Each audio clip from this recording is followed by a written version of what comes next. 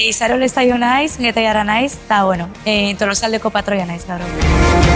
Ni Getaiko mutilan traineruko patroia izan nintzen, eta nahi nun pixkat ikusti hauek, zer dan emakumezko bat patroian traineruan patroi jutian.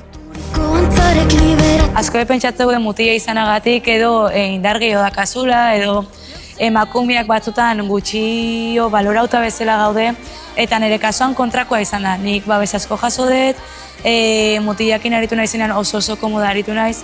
Orduan nahi nun pixkat behaiek ere bai ezagutzia zein izan da nire bizipen hori. Galdera asko ondia.